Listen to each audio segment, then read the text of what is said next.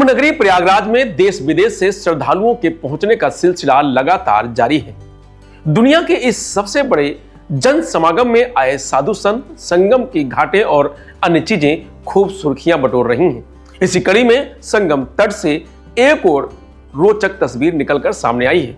दरअसल इस बार योग गुरु बाबा रामदेव और बिहारी टार्जन नाम से मशहूर राजा यादव के बीच दौड़ का मुकाबला चर्चा का विषय बना हुआ है।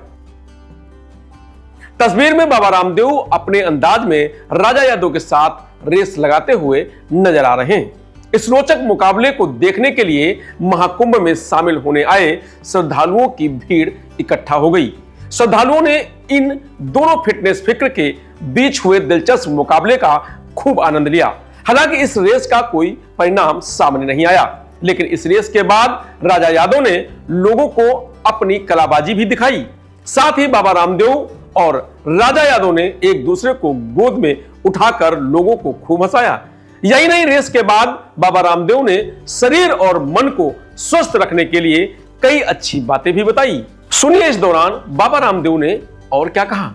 महाकुंभ ये मात्र एक जल से स्नान ही नहीं है।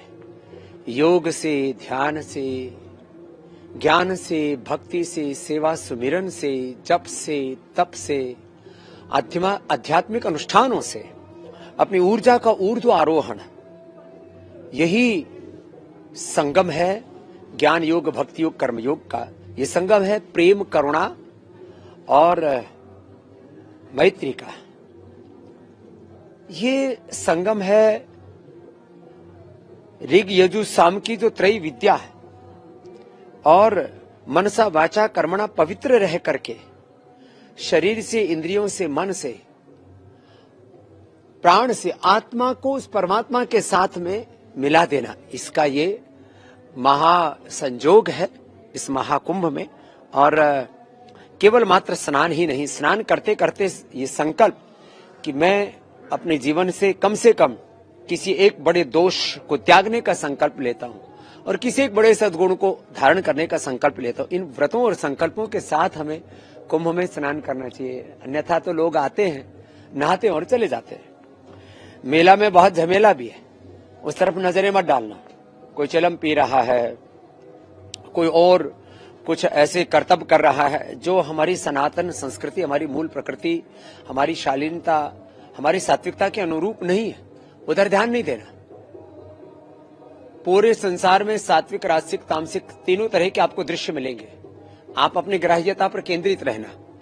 और जो दृश्य जगत है ये तो 1% में है। अदृश्य अमूर्त जगत तो 99% पूरा एक अस्तित्व उससे भरा हुआ है। उन दैवी शक्तियों का एक दिव्य संयोग यहां पर सैकड़ों वर्षों के बाद बना है। और उस दैवी संयोग को, उस दैवी संस्पर्श को अनुभव करके उससे स्वयं को आह्लादित, आप्लावित, आशीषित, अनुग्रहित, उपकृत करें तो कुंभ में आने का पूरा लाभ मिले।